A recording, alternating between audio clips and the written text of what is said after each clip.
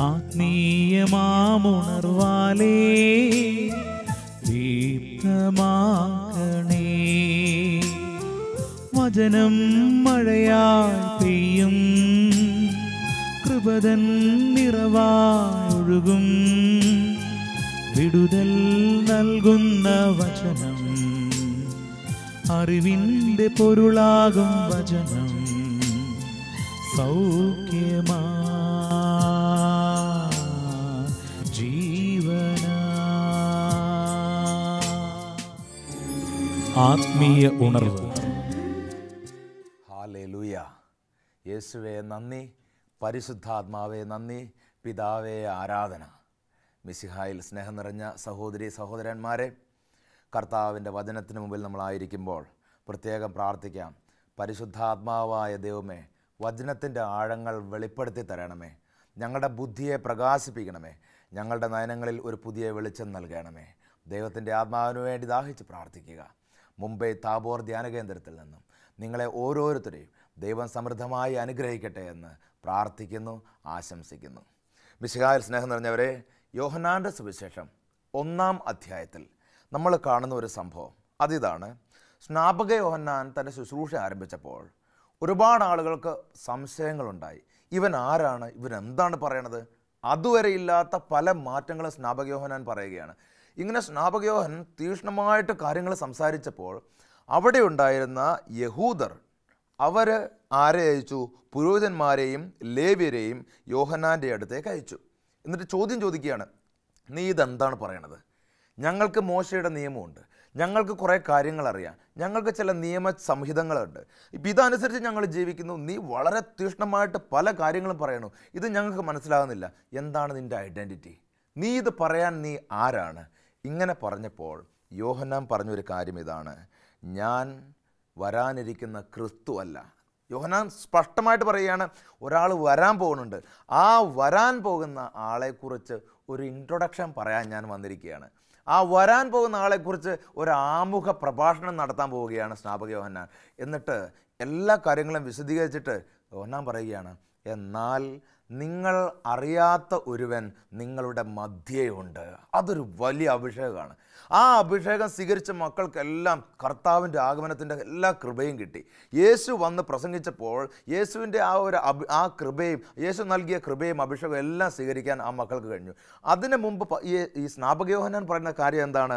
യോഹന്നാന്റെ സുവിശേഷം 1:26 തിരുവചനം, നിങ്ങൾ അറിയാത്ത ഒരുവൻ നിങ്ങളുടെ മധ്യേ നിൽപ്പുണ്ട് എന്ന് പറഞ്ഞാൽ യേശു വന്നു കഴിഞ്ഞു. നിങ്ങൾ അറിയാത്ത ഒരു വ്യക്തി നിങ്ങളെ കാണുന്നുണ്ട്. നിങ്ങൾ അറിയാത്തൊരു വ്യക്തി നിങ്ങളെ കേൾക്കുന്നുണ്ട്. നിങ്ങൾ അറിയാത്തൊരു വ്യക്തി ഇതാ നിങ്ങളുടെ അടുത്ത് വന്ന് നിൽക്കുന്നു, നിങ്ങളുടെ മധ്യേ നിൽക്കുന്നു. പ്രിയപ്പെട്ടവരെ, ഇത് വലിയൊരു സത്യമാണ്. വചനം കേട്ടുകൊണ്ടിരിക്കുന്ന നീ എവിടെയായിരുന്നാലും, ഭവനത്തിൽ ഒരു കസേരയിലിരിക്കുകയായിരിക്കാം, അല്ലെങ്കിൽ ഒരല്പം മാറി നിന്ന് നീ വെറുതെ കേൾക്കുന്നുണ്ടാവുകയുള്ളൂ, അല്ലെങ്കിൽ അലക്ഷ്യമായിട്ട് ഒരു പുസ്തകം വായിക്കുന്നതിനിടയ്ക്ക് നീ വചനം കേൾക്കുകയായിരിക്കും. കർത്താവിൻ്റെ വചനം സഹോദരാ സഹോദരി നിന്നെ ഓർമ്മപ്പെടുത്തുന്നു, ഒരു അഭിഷേകം നൽകാൻ ആഗ്രഹിക്കുന്നു. നിങ്ങൾ അറിയാത്തൊരുവൻ നിങ്ങളുടെ മധ്യയുണ്ട്. വചനം കേൾക്കുമ്പോൾ ഈ വചനത്തിനും നിനക്കുമിടയിൽ നീ അറിയാത്ത ഒരുവൻ നിൽപ്പുണ്ട്. ആ വ്യക്തിയെ വളരെ ശ്രദ്ധിച്ചു നോക്കുക. ആ വ്യക്തിയിൽ നിന്ന് അഭിഷേകം സ്വീകരിക്കുക. ഇതാ ഒരു പുതിയ കൃപയും ഒരു പുതിയ അഭിഷേകവും ഒരു പുത്തൻ ഉണവും കർത്താവായ യേശു ക്രിസ്തു നിനക്ക് തരാൻ ആഗ്രഹിക്കുന്നു. ദൈവം പറഞ്ഞൊരു കാര്യമുണ്ട്. വളരെ അഭിഷേകം നിറഞ്ഞ ഒരു സംഭവത്തിലേക്ക് നിങ്ങളെ ഞാൻ ക്ഷണിക്കുകയാണ്. അതിങ്ങനെയാണ്, ഈശോയുടെ ശിഷ്യന്മാർ നമ്മൾ കാണുന്നത് ഇതേ അധ്യായത്തിൽ, യോഹന്നാന്റെ സുവിശേഷം 1-ാമത്തെ അധ്യായത്തിൽ 43 മുതലുള്ള തിരുവചനങ്ങൾ നമ്മൾ കാണുകയാണ്. പീലിപ്പോസ്, അന്ത്രയോസ്, പത്രോസ്, ഇങ്ങനെ കുറച്ചാളുകൾ ഈ യേശുവിൻ്റെ ശിഷ്യന്മാരെല്ലാവരും കൂടെ ഒരു സ്ഥലത്തെത്തി. അപ്പോൾ അവിടെ ചെന്ന് കഴിഞ്ഞപ്പോൾ അവിടെ ഒരു വ്യക്തിയെ കണ്ടുമുട്ടി. വ്യക്തിയുടെ പേരാണ് നഥാനിയേൽ. അപ്പോൾ ഈ നഥാനിയേലിനെ കുറിച്ച് കാര്യങ്ങളൊക്കെ അറിയാം. ഒരു രക്ഷകൻ വരും, ആ രക്ഷകൻ വന്നു കഴിഞ്ഞാൽ എല്ലാവരെയും മോചിപ്പിക്കും, ഒരു വിടുതൽ ലഭിക്കും, അടിമത്തത്തിൽ നിന്നുള്ള മോചനം. ഇങ്ങനെ ഒരുപാട് അറിവുകളുണ്ട് നഥാനിയേലിന്. ലോകം കൊടുത്ത അറിവുകളുണ്ട്, ദൈവവചനത്തിൽ നിന്നുള്ള അറിവുകളുണ്ട്. ഇതെല്ലാം കൂടി ഇങ്ങനെ കൂടി കുഴഞ്ഞു കിടക്കുകയാണ് നഥാനിയേലിൻ്റെ ഉള്ളിൽ. നിങ്ങളുടെ മനസ്സിലും ലോകം തന്ന ഒരുപാട് അറിവുകളുണ്ട്. നിങ്ങളുടെ മനസ്സിലും വചനം തന്ന ഒരുപാട് അറിവുകളുണ്ട്. ഒരുപക്ഷെ ഇതെല്ലാം കൂടെ ഇങ്ങനെ കൂടിക്കുഴഞ്ഞ് കിടക്കുകയാണ്. പകുതി ദൈവത്തെ അനുസരിക്കുന്നു, പകുതി ലോകത്തെ അനുസരിക്കുന്നു, കുറേ കൂട്ടുകാർ പറയണത് കേൾക്കണു, ചിലപ്പോൾ ഒക്കെ ഞായറാഴ്ച കുർബാനയിൽ പോയിട്ട് ഒരു കൃപ സ്വീകരിച്ചിട്ട് വരുന്നു. ഇങ്ങനെ എല്ലാം കൂടെ ഒരു കൂടിക്കുഴഞ്ഞൊരു അവിയൽ പരുവത്തിന് നമ്മളിങ്ങനെ ജീവിക്കുകയാണ്. പ്രിയപ്പെട്ടവരെ, ഈ നഥാനിയേലിൻ്റെ ജീവിതം വാസ്തവത്തിൽ ഇതായിരുന്നു. ഇദ്ദേഹത്തിൻ്റെ ആത്മീയ ജീവിതവും മറ്റ് ഭൗതികമായിട്ടുള്ള കാര്യങ്ങളെക്കുറിച്ച് അറിവും എല്ലാം കൂടി ഒരു വലിയ കുഴപ്പമില്ലാത്ത രീതിയിൽ അങ്ങനെ അങ്ങോട്ട് പോകണം. എന്നാൽ ഈ ശിഷ്യന്മാർ അന്ത്രയോസും പത്രോസും എല്ലാം കൂടെ നഥാനിയേലിൻ്റെ അടുത്ത് ചെന്നിട്ട് ഒരു കാര്യം പറയാം. കൂട്ടുകാരാ, നഥാനിയേലേ, ഒരു കാര്യം പറയാം. എന്താണ് കാര്യം? ഞങ്ങൾ രക്ഷകനെ കണ്ടു. ഇതൊരു വലിയൊരു തുറവിയോടുകൂടി ഇവർ പറയുകയാണ്, ഞങ്ങൾ രക്ഷകനെ കണ്ടു. രക്ഷകനെ കണ്ടു എന്ന് ഈ കൂട്ടുകാർ പറഞ്ഞപ്പോൾ നഥാനിയേലിന് ലോകം കൊടുത്തൊരു ബുദ്ധി ഓർമ്മിപ്പിച്ചു. എന്ത്? രക്ഷകനെ കണ്ടോ? നിയമം പറഞ്ഞു തന്നിട്ടുണ്ട്, വചനം പറഞ്ഞു തന്നിട്ടുണ്ട്. എന്നിട്ട് നഥാനിയേൽ ഒരു കൺക്ലൂഷൻ എത്തിയിരിക്കുകയാണ്. കൺക്ലൂഷൻ ഇതാണ്: ഇതാ ആ സ്ഥലത്ത് നിന്ന്, ആ ബത്ലഹേം നഗരത്തിൽ നിന്ന്, അല്ലെങ്കിൽ നസറത്തിൽ നിന്ന് ഒരു രക്ഷകൻ വരിക എന്ന് പറഞ്ഞാൽ പ്രായോഗികമായിട്ട് നടപ്പുള്ള കാര്യമല്ല. നോക്കി, എല്ലാം കൂടെ കൂടിക്കുഴഞ്ഞ അവ്യയിൽ പരുവത്തിന് ഇങ്ങനെ നടക്കുന്ന ഒരു വ്യക്തി പറയുകയാണ്, ദൈവത്തിൻ്റെ സാന്നിധ്യം ആ സ്ഥലത്തുണ്ടാകാൻ സാധ്യത കുറവാണ്. പ്രിയപ്പെട്ട സഹോദര സഹോദരി, ഒരു കാര്യം കർത്താവിൻ്റെ വചനം നമ്മളെ ഓർമ്മപ്പെടുത്തുന്നു. നീ എവിടെയായിരിക്കുന്നുവോ അസാധ്യമെന്ന് തോന്നുന്ന സ്ഥലത്ത് ദൈവത്തിൻ്റെ സാന്നിധ്യമുണ്ട്. നീ ഇപ്പോൾ വചനം കേട്ടുകൊണ്ടിരിക്കുമ്പോൾ നീ വചനം ശ്രവിക്കുന്ന ആ വചനത്തിനും നിനക്കും മധ്യേ കർത്താവിൻ്റെ സാന്നിധ്യമുണ്ട്. സ്നാപക യോഹന്നാൻ പറഞ്ഞത് ഇതാണ്, പ്രത്യേകിച്ച് വേറെ കാര്യങ്ങളൊന്നും എനിക്ക് പറയാനില്ല, നിങ്ങൾ അറിയാത്തൊരുവൻ നിങ്ങളുടെ മധ്യത്തിലുണ്ട്. ഈ നഥാനിയേലിന് സംഭവിച്ച മണ്ടത്തരം നമ്മുടെ ജീവിതത്തിൽ സംഭവിക്കാൻ പാടില്ല. ഇപ്പോൾ നിൻ്റെ ജീവിതത്തിലേക്ക് കർത്താവ് കടന്നു വരാൻ പോവുകയാണ്. കർത്താവ് മധ്യത്തിലിരുന്നു കൊണ്ട് നിന്നെ നോക്കുകയാണ്. കർത്താവ് ഇതാ നിൻ്റെ മുമ്പിലിരുന്നു കൊണ്ട് നിന്നെ ശ്രവിക്കുകയാണ്. കർത്താവ് ഇതാ നിൻ്റെ ഹൃദയത്തിൻ്റെ ആ ഒരു നാഡീമിടിപ്പ് പോലും അറിയുകയാണ്. കർത്താവ് നിന്നെ സ്നേഹിച്ചുകൊണ്ട് പറയുന്ന ഒരു കാര്യം നഥാനിയേലിനോട് പണ്ട് പറഞ്ഞു വെച്ചു. അതെന്താണെന്ന് നമുക്കൊന്ന് നോക്കാം. അപ്പോൾ ഈ ശിഷ്യന്മാരെല്ലാവരും കൂടെ നഥാനിയേലിനെ വിളിച്ചു. നഥാനിയേലെ, നീ ഒരു കാര്യം ചെയ്യ്, നീ വന്ന് കാണുക. വെറുതെ ഒന്ന് വന്നിട്ട് നീ കാണ്, എന്താണ് നീ ഒരു രക്ഷകനാണോ? അല്ല, വെറുതെ ഇങ്ങനെ ഒരു കൺക്ലൂഷനിൽ എത്തരുത്. ഒരു നന്മയും വരാൻ പോകണില്ല, ഒരു ഗുണം ഉണ്ടാകാൻ പോകണില്ല, എൻ്റെ ജീവിതം ഇങ്ങനെ തന്നെ അങ്ങോട്ട് പൊക്കോട്ടെ, എല്ലാം കൂടെ ഇപ്പോൾ വലിയ കുഴപ്പമൊന്നുമില്ല, ഇങ്ങനെ അങ്ങോട്ട് പൊക്കോട്ടെ, അങ്ങനെ നീ പറയരുത് നഥാനിയേൽ. നോക്കി, കൂട്ടുകാരുടെ ഒരു സാന്നിധ്യം, കൂട്ടുകാരുടെ ഓർമ്മപ്പെടുത്തൽ ഈ മനുഷ്യനെ വലിയൊരു രക്ഷയിലേക്ക് നയിച്ചു എന്നുള്ളതാണ് സത്യം. ഹല്ലേലൂയ. അപ്പോൾ ഈ കൂട്ടുകാരുടെ ഒരു ശക്തമായ പ്രേരണ ഉണ്ടായതുകൊണ്ട് നഥാനിയേൽ പറഞ്ഞു, ശരി, വന്ന് കാണാം. നോക്കിയേ, കർത്താവിൻ്റെ സാന്നിധ്യം അനുഭവിച്ചറിയാൻ വേണ്ടി എടുക്കുന്ന ഒരു സ്റ്റെപ്പാണ് വന്ന് കാണുക എന്ന് പറയുന്നത്. നീ ഇപ്പോൾ അവിടെ കസേരയിലിരിക്കുന്നു, അല്ലെങ്കിൽ അവിടെ ഇരുന്ന് വചനം കേൾക്കുന്നു. ദൈവത്തെ ഒന്ന് അറിയണം. എൻ്റെ മധ്യത്തിൽ ദൈവമുണ്ടെങ്കിൽ ഈ ദൈവത്തെ ഒന്ന് കാണണം, ജീവിതത്തെ ഒന്ന് ക്രമീകരിക്കാം, ഒന്നുകൂടെ ഒന്ന് അറേഞ്ച് ചെയ്യണം. ഇങ്ങനെ നമ്മൾ ചിന്തിക്കുന്ന സമയം ഇതാണ് ബൈബിളിൽ വന്ന് കാണുക എന്ന് പറയുന്നത്. എൻ്റെ ദൈവം എന്താണ്? രക്ഷകൻ എവിടെയാണ്? ഒരു സാധ്യതയില്ലെന്ന് നമ്മൾ വിചാരിക്കുന്ന സ്ഥലത്ത് പോലും ദൈവം അവിടെ ഉണ്ടെന്ന് നമ്മളങ്ങോട്ട് വിശ്വസിച്ച് ഇറങ്ങിത്തിരിക്കുക. എന്നിട്ട് നഥാനിയേൽ പ്രത്യേകിച്ച് വലിയ പ്രതീക്ഷയൊന്നുമില്ല, ഇവൻ രക്ഷകനാണെന്ന് വലിയ അറിവൊന്നുമില്ല, ജീവിതത്തിലേക്ക് വലിയ അഭിഷേകം തരുന്നൊന്നും വലിയ പ്രതീക്ഷയില്ല. ഇങ്ങനെ നഥാനിയേൽ എന്ത് ചെയ്തു? പ്രിയപ്പെട്ടവർ, ഈ കൂട്ടുകാരുടെ കൂടെ നടക്കുകയാണ്. നടന്നപ്പോൾ യേശുവിനെ കണ്ടു. യേശുവിനെ കണ്ട മാത്രയിൽ ഇതാ യേശുവിൻ്റെ നയനങ്ങളിൽ നിന്ന് ഒരു ശക്തി, ഒരു കൃപ ഈ മകനിലേക്ക് വന്ന് പതിഞ്ഞു. അങ്ങനെ വേണം നമ്മൾ മനസ്സിലാക്കാൻ. കാരണം നഥാനിയേലിനോട് അധികമൊന്നും യേശു സംസാരിക്കുന്നില്ല. ഒരു 2-3 വാക്ക് പറഞ്ഞപ്പോൾ തന്നെ നഥാനിയേലിന് കാര്യം പിടികിട്ടി. എന്ന് പറഞ്ഞാൽ കർത്താവിൻ്റെ മുൻപിൽ വന്ന് നിന്നപ്പോൾ ഒരു പ്രത്യേക സാന്നിധ്യം എൻ്റെ ജീവിതത്തെ ചൂഴ്ന്ന് നിൽക്കുന്നത് പോലെ ഈ മനുഷ്യന് തോന്നി. നഥാനിയേലിനോട് യേശു ഒരു 5-6 ദിവസം നീ ഇവിടെ ഇരിക്ക്, കുറേ കാര്യങ്ങൾ പറയാനുണ്ട്, ഇതെല്ലാം കൂടി കേൾക്ക്, നീ നന്നാവണം, ഇങ്ങനെയൊന്നുമില്ല. 2-3-4 വാക്കുകളിൽ കർത്താവ് പറഞ്ഞ് അവസാനിപ്പിക്കുക. കർത്താവിനെ കുറിച്ചൊരു ക്ലിയർ വിഷൻ ഇങ്ങനെ കിട്ടുക. നഥാനിയേൽ എന്താ പറയണമെന്നറിയോ?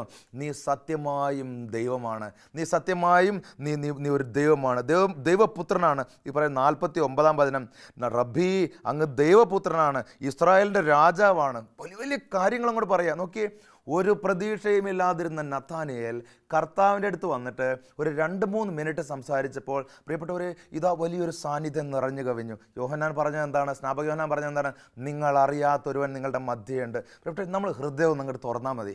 ഏതവസ്ഥയിലാണോ, ദുഃഖിച്ചിരിക്കുന്ന അവസ്ഥയായിക്കൊള്ളട്ടെ, അല്ലെങ്കിൽ ഒരു മരച്ചിരിക്കുന്ന അവസ്ഥയായിക്കൊള്ളട്ടെ, പ്രതീക്ഷയില്ലാത്ത അവസ്ഥയായിക്കൊള്ളട്ടെ, കുടുംബബന്ധങ്ങളെല്ലാം തകർന്നു, ആരും അംഗീകരിക്കണില്ല, മനസ്സൊക്കെ മുറിഞ്ഞിരിക്കുകയാണ്, അല്ലെങ്കിൽ ഞാൻ വലിയ ആളായിരുന്നു, ഇപ്പം എല്ലാം താഴ്ന്ന് ഇടിഞ്ഞു പോയി തലമുണ്ടിട്ട് നടക്കേണ്ട അവസ്ഥയാണ്, ഇങ്ങനെയൊക്കെ പറഞ്ഞിരിക്കുന്ന വ്യക്തി, നീ എന്താ ചെയ്യേണ്ടതെന്നറിയാമോ? നിന്റെ തൊട്ടു മുമ്പിൽ കർത്താവിൻ്റെ സാന്നിധ്യമുണ്ട്. യോഹന്നാൻ്റെ ഏറ്റവും വലിയൊരു ശക്തി അതായിരുന്നു. യോഹന്നാൻ പറഞ്ഞു, നിങ്ങൾ അറിയാത്തൊരുവൻ നിങ്ങളുടെ മധ്യയുണ്ട്. പ്രിയപ്പെട്ട സഹോദര, പ്രിയപ്പെട്ട സഹോദരി, നിൻ്റെ മനസ്സിൽ നിന്ന് ഈ ചിന്ത എന്ന് മാറുന്നോ, എന്ന് ഈ ഒരു ചിന്ത പിശാച് എടുത്തു മാറ്റുന്നോ, അന്ന് നമ്മുടെ ജീവിതത്തിൽ തകരും.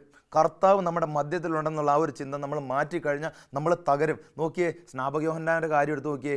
കർത്താവ് നിങ്ങളുടെ മധ്യ അവനുണ്ടെന്ന് പറഞ്ഞ സ്നാപകയോഹന്നാൻ ഏതോ ഒരു സമയത്ത് ഒന്ന് പാളിപ്പോയി. എന്നിട്ട് യേശുവിനെ അന്വേഷിച്ച് പുറപ്പെടുകയാണ്, ആൾക്കാരെ വിടുകയാണ്. നീ തന്നെയാണോ യേശു? മദ്യമുണ്ടെന്ന് പറഞ്ഞ യോഹന്നാൻ പോലും ചില സമയത്ത് വിശ്വാസത്തിൽ വ്യതിചലിച്ചപ്പോൾ ആ മനുഷ്യൻ തകർച്ച അഭിമുഖീകരിക്കുകയാണ്, ജീവിതത്തിൽ നിരാശ അഭിമുഖീകരിക്കുകയാണ്. പക്ഷേ നമ്മൾ മനസ്സിലാക്കേണ്ട കാര്യം, പിന്നീട് ഈ മനുഷ്യന് വീണ്ടും ശക്തി കിട്ടി. നോക്കുക, രാജാവിൻ്റെ മുമ്പിൽ പോലും ഒരു കൂസലില്ലാതെ പറഞ്ഞു, ഹെറോദിന്റെ മുമ്പിൽ പറഞ്ഞില്ലേ, നീ ചെയ്യണത് തെറ്റാണെന്ന്. എന്താണ്? എൻ്റെ മധ്യയുള്ള കർത്താവ് എൻ്റെ കൂടെ ഉണ്ടെങ്കിൽ എന്നെ ശക്തിപ്പെടുത്തുമെന്ന് വലിയൊരു കൃപയും അഭിഷേകവും പരിശുദ്ധാത്മാവിൻ്റെ ശക്തി ആ മനുഷ്യന് കൊടുത്തു. പ്രിയപ്പെട്ടവനെ, പ്രിയപ്പെട്ട സഹോദര, സഹോദരി, ചിന്തിക്കുക, ആത്മാർത്ഥമായിട്ട് ചിന്തിക്കുക. സ്നാപകയോഹന്നാൻ അന്ന് പറഞ്ഞു വെച്ച കാര്യം അതൊരു പക്ഷേ നിന്നെക്കുറിച്ചായിരിക്കാം, ഒരു പക്ഷേ നമ്മുടെ കുടുംബത്തെക്കുറിച്ചായിരിക്കാം. ഏതവസ്ഥയിലും നമ്മൾ മനസ്സിലാക്കണം, നിങ്ങൾ അറിയാത്ത ഒരുവൻ നിങ്ങളുടെ മധ്യത്തിലുണ്ട്. ആ മനുഷ്യനെ അറിയാൻ വേണ്ടി നഥാനയേൽ വന്ന് യേശുവിനെ കണ്ടപ്പോൾ, പ്രിയപ്പെട്ടവരെ, യേശു പറയുന്ന ഒരു കാര്യം എത്ര ഹൃദയസ്പർശിയായിട്ടുള്ള കാര്യമാണെന്നറിയോ? യേശു പറയുകയാണ്, നഥാനയേൽ, നീ അത്തിവൃക്ഷത്തിൻ്റെ ചുവട്ടിലിരുന്നപ്പോൾ ഞാൻ നിന്നെ കണ്ടു. എന്താ അതിനർത്ഥം? നഥാനയേലെ, നിന്നെ ഞാൻ കണ്ടിട്ടുണ്ട്. നഥാനയേലെ, ഞാൻ നിന്നെ കണ്ടു കഴിഞ്ഞു. നീ ഇപ്പം ഇവിടെ വന്നപ്പോഴല്ലേ എന്നെ കണ്ടത്, പക്ഷെ നിന്നെ എനിക്ക് നേരത്തെ അറിയാം. കർത്താവിൻ്റെ ഒരു അഭിഷേകം നിറഞ്ഞ വചനം. പ്രിയപ്പെട്ടവരെ, നീ അവിടെ ഇരുന്ന് വചനം കേൾക്കുമ്പോൾ ഇപ്പോൾ ഒരു നിരാശയുടെ ആത്മാവ് നിൻ്റെ ഉള്ളിലുണ്ടെങ്കിൽ കർത്താവ് നിന്നെ നോക്കി പറയുക, നിൻ്റെ മധ്യത്തിലുള്ള കർത്താവ് പറയുന്നത് എന്താണെന്നറിയാവോ? കർത്താവ് പറയുകയാണ്, നിന്നെ ഞാൻ കണ്ടു കഴിഞ്ഞു. നഥാനയേലെ, നിന്നെ ഞാൻ കണ്ടിട്ടുണ്ട് എന്ന് പറഞ്ഞാൽ, സഹോദര, സഹോദരി, നീ എവിടെ ആയിരിക്കുന്നോ, കർത്താവ് വചനത്തിലൂടെ ഇന്ന് ശക്തമായി നിന്നെ ഓർമ്മപ്പെടുത്തുന്ന കാര്യം, നിന്നെ ഞാൻ കണ്ടു കഴിഞ്ഞു. നിൻ്റെ ജീവിത സാഹചര്യത്തെ ഞാൻ കണ്ടു കഴിഞ്ഞു. നിൻ്റെ നിരാശയെ ഞാൻ കണ്ടു കഴിഞ്ഞു. ജോലി ഇല്ലാതെ നീ ഇരിക്കുന്ന അവസ്ഥയെ ഞാൻ കണ്ടു കഴിഞ്ഞു. എന്ത് തകർച്ചയായിക്കോട്ടെ, ഞാനത് കണ്ടിട്ടുണ്ട്. നിൻ്റെ ഭവനത്തെ ഞാൻ കണ്ടിട്ടുണ്ട്. ഇത് നമ്മുടെ കർത്താവ് തരുന്ന ഒരു ഉറപ്പാണ്. ഈ ഉറപ്പിന്മേൽ വേണം നമുക്ക് നമ്മുടെ ഭവനം പണിയാൻ. പ്രിയപ്പെട്ടവരെ, എല്ലാ ദിവസവും ഈ ഒരു ബോധ്യത്തിലേക്ക് നമ്മൾ വളരണം. നമ്മൾ അറിയാത്തൊരുവൻ നമ്മുടെ മധ്യയുണ്ട്. ഉറങ്ങുമ്പോഴും ഉണർന്നെഴുന്നേറ്റിരിക്കുമ്പോഴും എപ്പോഴും നമ്മൾ അറിയാത്തൊരുവൻ നമ്മുടെ മധ്യയുണ്ട്. അതാണ് കർത്താവിൻ്റെ വചനം നമ്മളെ ഓർമ്മപ്പെടുന്നത്. കർത്താവ് എന്താ പറഞ്ഞത്?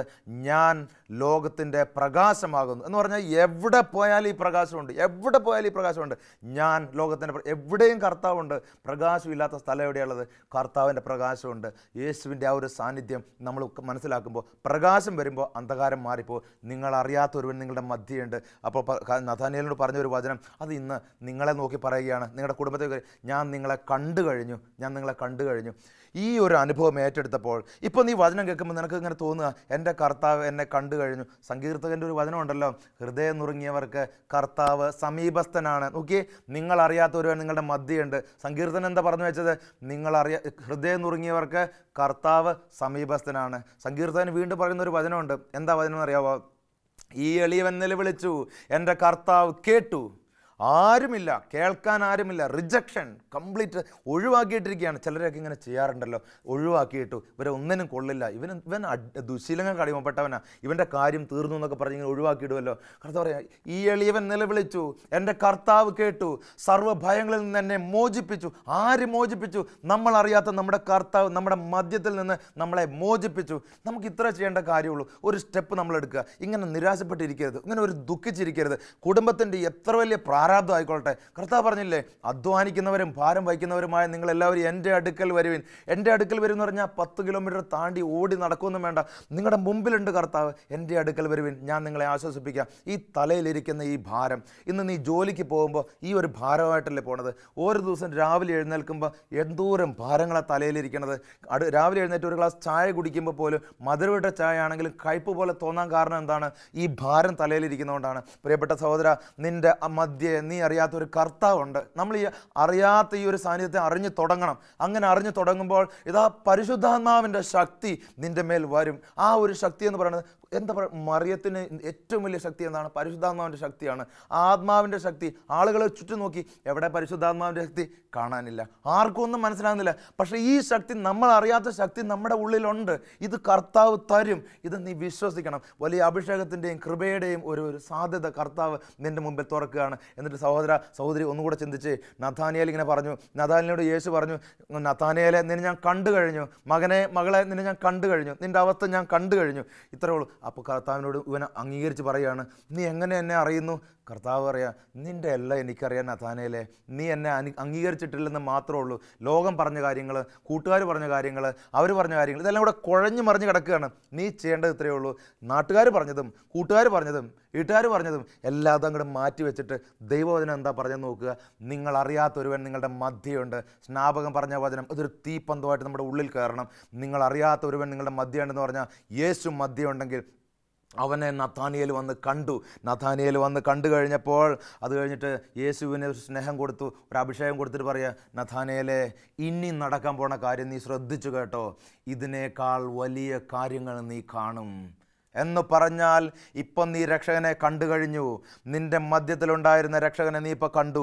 ഇനി നീ ഈ രക്ഷകൻ്റെ കൂടെ യാത്ര ആരംഭിച്ചാൽ, പ്രിയപ്പെട്ട സഹോദര, പ്രിയപ്പെട്ട സഹോദരി, കർത്താവായ യേശു ക്രിസ്തു ഇന്ന് നിന്നോട് പറയുന്ന കാര്യം എന്താണെന്നറിയാവോ?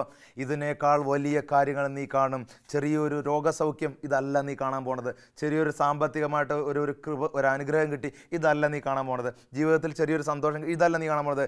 കർത്താവ് ഓരോ നിമിഷവും നീ ജോലിക്ക് പോകുമ്പോൾ, അല്ലെങ്കിൽ നീ ബിസിനസ് ചെയ്യുമ്പോൾ, അല്ലെങ്കിൽ നീ എന്ത് കാര്യം എന്ത് ചെയ്യുകയാണോ നിൻ്റെ കൂടെ കർത്താവ് വരുന്നത് നീ കാണും. അതാണല്ലോ ജെറമ്യ 29:11 പറയണത്, നിന്നെക്കുറിച്ച് എനിക്കൊരു പദ്ധതിയുണ്ട് എന്ന് പറഞ്ഞാൽ നിൻ്റെ കൂടെ നടക്കണ പദ്ധതി. ആ ഒരു പദ്ധതി നീ അതിൻ്റെ വില അറിയും. ആ ഒരു പദ്ധതിയുടെ സുഖം നീ അറിയും. ആ ഒരു പദ്ധതിയുടെ അനുഗ്രഹം നീ അറിയും. Praise the Lord. ഹല്ലേലൂയ. വിശ്വാസത്തോടെ നീ 2 കരങ്ങൾ ഉയർത്തി കർത്താവിനെ ആരാധിച്ചുകൊണ്ട് പറയണം ഇപ്പോൾ, ഹല്ലേലൂയ. യേശുവേ നന്ദി, എൻ്റെ കർത്താവേ മഹത്വം, നിൻ്റെ സാന്നിധ്യം ഞാൻ അറിയട്ടെ. യേശുവിൻ്റെ സന്നിധിയിൽ വന്നിട്ട് നിരാശപ്പെട്ട് ദുഃഖത്തോടെ തിരിച്ചു പോയി എന്നൊരു വ്യക്തിയെക്കുറിച്ച് ബൈബിളിൽ പറയുന്നുണ്ട്. സുവിശേഷം നമ്മൾ വായിക്കുമ്പോൾ ഈ വ്യക്തിയെ നമ്മൾ കാണും. ഇതാരെന്നറിയാം? ഒരു ധനികനായ മനുഷ്യനാണ്. അപ്പോൾ ഈ മനുഷ്യൻ വന്നിട്ട് കർത്താവിൻ്റെ അടുത്ത് കുറേ കാര്യങ്ങളൊക്കെ പറഞ്ഞു, നിയമങ്ങൾ, കാര്യങ്ങൾ ഇതെല്ലാം പറഞ്ഞു. ഇവയൊക്കെ ഞാൻ അനുഷ്ഠിക്കുന്നുണ്ടെന്ന് പറഞ്ഞു. ലോകം പറഞ്ഞ കാര്യങ്ങൾ. ഈ മനുഷ്യൻ്റെ അവസ്ഥ എന്താണെന്നറിയോ? ഇതുപോലെ കുഴഞ്ഞു മറിഞ്ഞ് കിടക്കുക, ആകെ കുഴഞ്ഞു മറിഞ്ഞ അവസ്ഥ.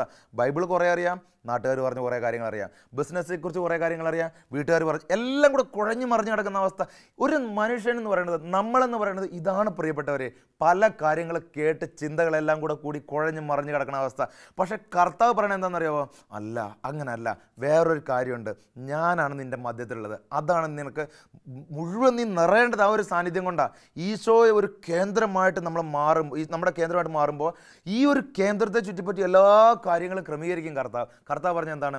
ആദ്യം അവിടുത്തെ രാജ്യവും നീതിയും അന്വേഷിക്കുക, ബാക്കിയെല്ലാം നിനക്ക് കൂട്ടിച്ചേർക്കപ്പെടും. നിൻ്റെ മധ്യത്തിലുള്ള കർത്താവിനെ നീ ആദ്യം നോക്കണം. രാവിലെ എഴുന്നേറ്റ് ആദ്യം നോക്കേണ്ടത് നമ്മുടെ ജോലിയല്ല. ആദ്യം എഴുന്നേറ്റ് നോക്കേണ്ടത് ഭാര്യയെ മക്കളെ അല്ല. ആദ്യം എഴുന്നേറ്റ് നോക്കേണ്ടത് കർത്താവാണ്. നീ അറിയാത്ത നിൻ്റെ കർത്താവ് നിൻ്റെ മധ്യത്തിലുണ്ടെങ്കിൽ എഴുന്നേറ്റ് ഉടനെ കണ്ണ് തുറന്ന് നമ്മൾ പ്രാർത്ഥിക്കണം. എൻ്റെ ഈശോയെ, ഈ സുപ്രഭാതത്തെ നിൻ്റെ കൈകളിലേക്ക് സമർപ്പിക്കുന്നു. എൻ്റെ കൂടെ നീ വരണമേ, അനുഗ്രഹവും അഭിഷേകവും തരണമേ.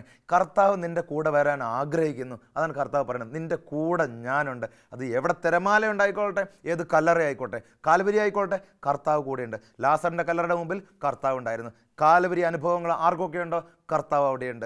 എന്ത് കാര്യമുണ്ടെങ്കിലും കർത്താവ് അവിടെയുണ്ട്. സന്തോഷത്തിലും കർത്താവുണ്ട്. കർത്താവ് നമ്മൾ കാണുന്നുണ്ട്, പല വീട്ടിലും കർത്താവ് വിരുന്നിന് പോയി. എന്താണ്? സന്തോഷിക്കുന്ന കുടുംബത്തിനും കൂടെ അവിടെയും കർത്താവുണ്ട്. എല്ലാവരുടെയും കൂടെയും കർത്താവുണ്ട്. അങ്ങനെയാണെങ്കിൽ എന്തുകൊണ്ട് എനിക്ക് എൻ്റെ കർത്താവിനെ വിളിച്ചുകൂടാ? ഈ മനുഷ്യൻ, ഈ ധനികനായ മനുഷ്യനെ കുറിച്ച് കർത്താവിൻ്റെ വചനം പറയണത് എന്താണെന്നറിയാമോ? ഈ മനുഷ്യൻ തിരിച്ചു പോയി. കാരണം എന്താണ്? ലോകം കിടക്കണത് എല്ലാം കൂടെ കുഴഞ്ഞ് മറിഞ്ഞിട്ട് ഇദ്ദേഹത്തിന് അതിൽ നിന്ന് കാര്യങ്ങൾ മാറ്റിയെടുക്കാൻ പറ്റണില്ല. അവസാനം യേശു ഒരു വചനം പറഞ്ഞു, നിനക്കുള്ളതെല്ലാം വിറ്റ് നീ ദരിദ്രർക്ക് കൊടുക്കുക. കാരണം ഇത്രയുള്ളൂ എന്ന് പറഞ്ഞാൽ ഈ മനുഷ്യൻ ചന്തയിൽ മാർക്കറ്റിൽ പോയിട്ട് ഒരു ഭിക്ഷക്കാരനെ പോലെ ഇങ്ങനെ തെണ്ടണം, ഇതല്ല കർത്താവ് ആഗ്രഹിച്ചത്. എല്ലാം നീ വിറ്റ് കൊടുക്കുക എന്ന് പറയുമ്പോൾ ഇതല്ല. നീ കുഴഞ്ഞു മറിച്ച് കിടക്കുന്ന കാര്യങ്ങളെല്ലാം ഉണ്ടല്ലോ, ഇതൊക്കെ ഒന്ന് വേർതിരിക്കേ. നിൻ്റെ ജീവിതത്തിൽ ദൈവത്തിന് നീ പ്രഥമ സ്ഥാനം കൊടുക്കുക. അല്ലാണ്ട് നിന്നെ ഒരു ദരിദ്രനാക്കിയിട്ട് ഇത് കണ്ട് രസിക്കാനല്ല കർത്താവ് ആഗ്രഹിക്കുന്നത്. എല്ലാം വേർതിരിക്കണം നമ്മുടെ ജീവിതത്തിൽ. ചില ബന്ധങ്ങളുണ്ടെങ്കിൽ അത് മോശം ബന്ധങ്ങളാണ്, നമ്മളത് വേർതിരിച്ചേ മതിയാവൂ. കാരണം ഈ ബന്ധങ്ങളിൽ കുടുങ്ങിയിട്ട് ചില യുവതിയുവാക്കന്മാരൊക്കെ പറയണ കേട്ടിട്ടുണ്ട്, ചില ബന്ധങ്ങളിൽ കുടുങ്ങിയിട്ട് ഭക്ഷണം കഴിക്കുമ്പോഴും അവരെക്കുറിച്ച് ഓർമ്മ, ഉറങ്ങുമ്പോഴും അവരെക്കുറിച്ച് ഓർമ്മ, എഴുന്നേൽക്കുമ്പോഴും ഇവരെക്കുറിച്ച് ഓർമ്മ. മാതാപിതാക്കന്മാർ ഫോൺ വിളിച്ചാലും എടുക്കില്ല. കാരണം എന്താണ്? ഇതാണ് കാര്യങ്ങൾ, ഈ ഫോണുമായിട്ടുള്ള ബന്ധമാണ്. അപ്പോൾ ചില കാര്യങ്ങൾ നമ്മൾ വേർതിരിക്കേണ്ടതുണ്ട്. ചില ദുശീലങ്ങൾ അടിമപ്പെട്ട വ്യക്തികളെ കുറിച്ച് നിങ്ങൾ ചിന്തിച്ചിട്ടില്ലേ? ഈ ദുശീലങ്ങൾ കിടക്കുമ്പോൾ ഇതുമായിട്ട് ഇവരിങ്ങനെ അവിയൽ പരുവത്തിന് കിടക്കുക, ഇവർക്കങ്ങോട്ട് വേർതിരിക്കാൻ പറ്റുന്നില്ല. പ്രിയപ്പെട്ട സഹോദര സഹോദരി, നമ്മൾ ചില കാര്യങ്ങൾ വേർതിരിക്കണം. നമ്മുടെ ജീവിതത്തിൽ വേർതിരിക്കേണ്ട ചില കാര്യങ്ങൾ വേർതിരിക്കണം. അതുകൊണ്ടാണ് കർത്താവ് അവനോട് പറഞ്ഞത്, നിനക്ക് ഒറ്റ കുറവുള്ളൂ, ഒരു കാര്യം നീ വേർതിരിക്കാനുണ്ട്. എന്താണ്? നീ അള്ളിപ്പിടിച്ചിട്ടിരിക്കുന്ന നിൻ്റെ സ്വത്തുണ്ടല്ലോ, അതൊന്ന് വേർതിരിക്കണം. വേർതിരിക്കണം എന്ന് പറഞ്ഞാൽ ദൈവത്തിന് പ്രഥമ സ്ഥാനം കൊടുക്കണം. ഒന്നാമത്തെ കൽപ്പന, നിൻ്റെ ദൈവമായ കർത്താവ് ഞാനാണ്, നിൻ്റെ ജീവിതത്തിലെ കേന്ദ്രം ഞാനാണ്. അത് നീ അംഗീകരിച്ചാൽ ബാക്കി എല്ലാം നിനക്ക് തരും. ആ മനുഷ്യൻ സങ്കടത്തോടെ തിരിച്ചു പോയി എന്ന പ്രിയപ്പെട്ടവരെ കർത്താവിൻ്റെ വചനം പറയണത്.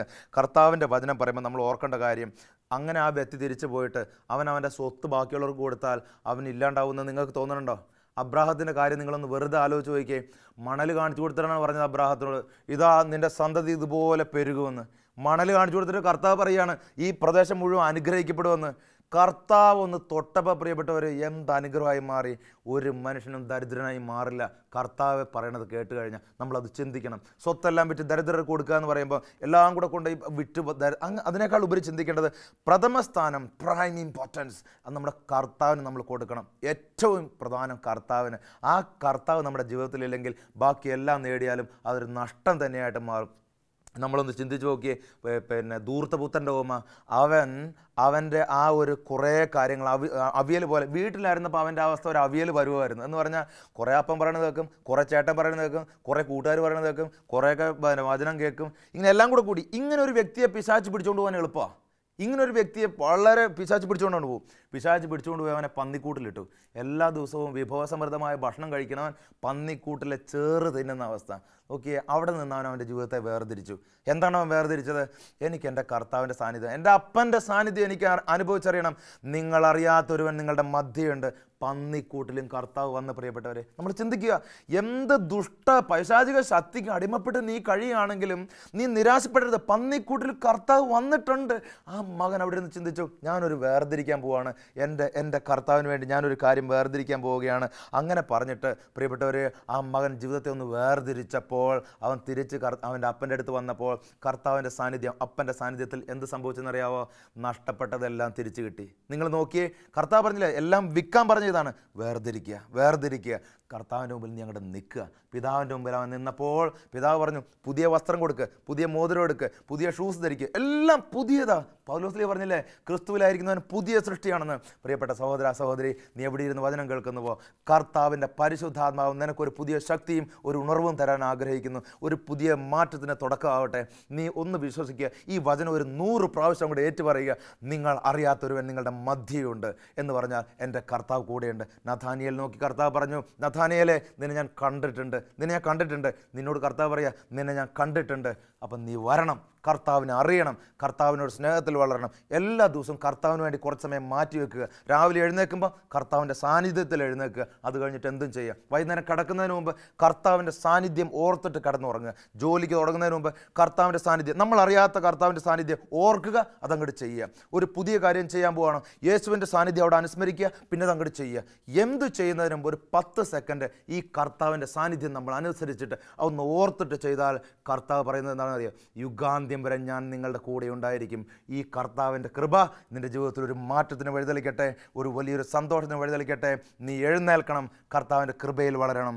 വലിയൊരു അഭിഷേകവും പരിശുദ്ധാത്മാവിൻ്റെ ശക്തിയും സ്നേഹവും നിൻ്റെയും നിൻ്റെ കുടുംബത്തെയും നീയുമായി ബന്ധപ്പെട്ട് നിൽക്കുന്ന ഓരോ വ്യക്തികളെയും അനുഗ്രഹിക്കട്ടെ എന്ന് പ്രാർത്ഥിക്കുന്നു. പിതാവിൻ്റെയും പുത്രൻ്റെയും പരിശുദ്ധാത്മാവിൻ്റെയും നാമത്തിൽ ആമേൻ.